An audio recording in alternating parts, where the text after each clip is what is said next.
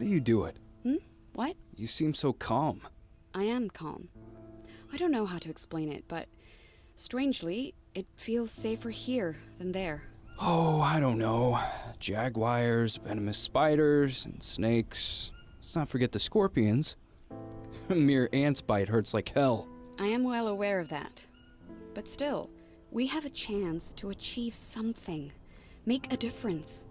At home, all we could have done was be helpless and wait. I prefer the wilderness. Green Hell is not a game that should be taken lightly in any sense. It's a survival game for survival game enthusiasts, and as such, it'll take every opportunity it can to hand your ass to you. While the tone of Green Hell's story and setting might remind you of Eli Roth's Green Inferno, don't let the superficial similarities lead you to think they are somehow related or overly similar to one another. This is certainly a similar sort of tale that you would see from the tribal cannibal movie craze of the early 80s, but it is very much its own thing, and it's a story worth seeing if you can survive the game's many treacherous obstacles, both intended and unintended ones, long enough to do so. Before we begin, please consider subscribing and enabling all notifications by clicking the bell icon. With that out of the way, let's get started. If you've ever played a real survival game from the last 10 years or so, then you basically know what to expect here. You will be dropped into a hazardous world with a handful of metrics to manage, terrain to familiarize yourself with, resources to gather, and of course, plenty of antagonistic forces to contend with. Of the many things that need to be constantly managed are Jake's health, fatigue, hydration, and a balanced diet. It can be done, but don't expect to be coming out of the gate swinging without making a bunch of mistakes at first. Some mushrooms are good for certain situations and some are not. Water is easy to find but must either be filtered or gathered from rainfall to be safe to drink. Weapons don't require much to craft, but the stones needed to make good ones are not super easy to find, and will change location on every spawn. Every inch of this world wants you dead. So, every move you make in it needs to be purposeful and calculated. So while Green Hell's requirements of you are fairly simple in nature,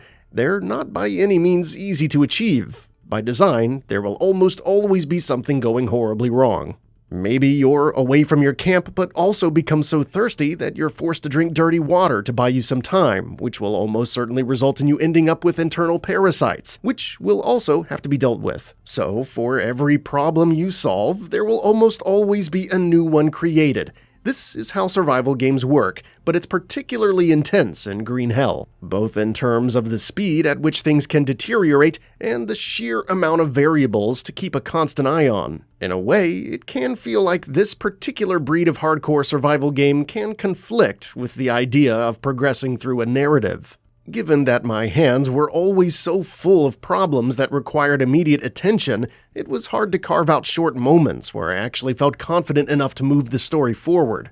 All of this is, of course, even more pronounced in the beginning, as the short training section at the start does very little to initiate you to Green Hell's numerous facets and how they impact each other. None of this is necessarily what I would call a flaw in an objective sense, as your personal appetite for punishment and hardcore survival situations will profoundly affect how much fun this sort of thing ends up being for you.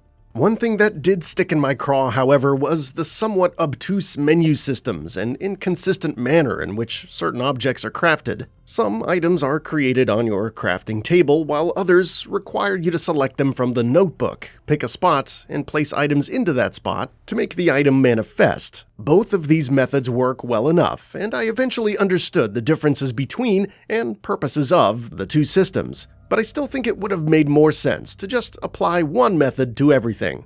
Couple that with the menu systems feeling quite clunky and unnatural for a controller, and you have a game that challenges you with learning how to use its various functions almost as much as it does with its actual intended gameplay. Some games make graceful transition to console with liberal adjustments to their PC-centric menu systems. Green Hell is not one of those. Despite my best efforts to see one, I never quite felt like there was any one consistent functional language across all of Green Hell's processes and mechanisms. instead of the game's moderately complex actions becoming second nature to me like they have in other similar games. I consistently found my eyes darting around the screen looking for visual cues of what button I needed to press to tell the game what I wanted to do. While I do think that Green Hell's difficulty could certainly be seen as one of its stronger qualities, especially for the right players, I seriously doubt that wasting precious time fumbling around with incoherent menu systems while my health continues to decline is the inferno that the developer intended.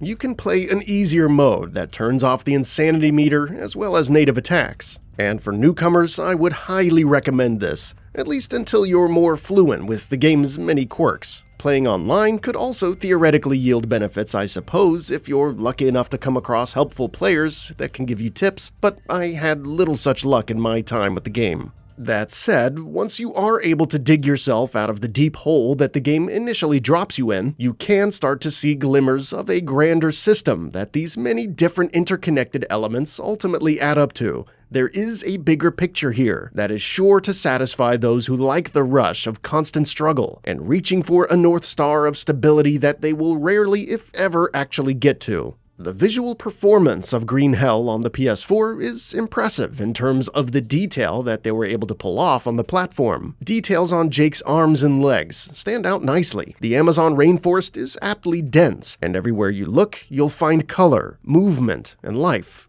Sun and moonlight bounce off of the wet dirt and leaves in a convincing way that might momentarily trick you into thinking it's well optimized, but sadly, overall, not so much. Screen tearing and frame drops are sights you will be very familiar with in this version of the game, especially when chopping down trees or engaging in combat. It can also interfere with normal tasks like crafting and picking up objects, as button presses might not register because of a lag in the game, which can be particularly annoying in tense situations, which is most of the time.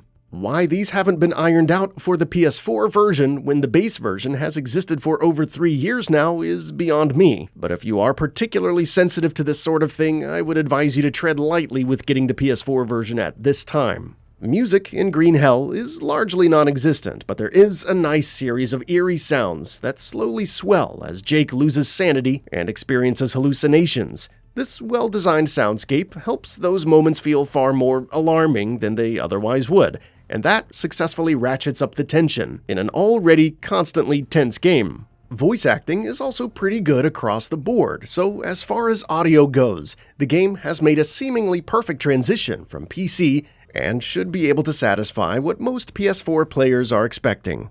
Green Hell makes no bones about what it is, and can't be faulted for being a purposefully difficult game that knows how to keep your back against the wall. Even after you get your arms around everything that's expected of you, it doesn't really ever feel like it loses that edge over you. So for that, Green Hell accomplishes exactly what it seems to want. It's a relentless test of your ability to plan, solve problems, and adapt. What it doesn't do is give you a user interface that facilitates your already steep uphill climb of getting the hang of things. Nor does it land on the PS4 in a way that keeps the gameplay feeling smooth and responsive enough to praise this version very much as a port. Thankfully, the flaws of this version don't ever quite stop it from being a fun challenge that manages to remain enticing despite the abuse it dishes out.